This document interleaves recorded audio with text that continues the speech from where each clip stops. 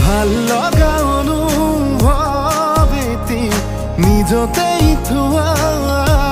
সাঁচি আজি যেন চকুৰ আগতে সজি আকাশলে চোৱা না তৰা ফুলক সোধা না তুমি অহা বাটে সুবাসৰে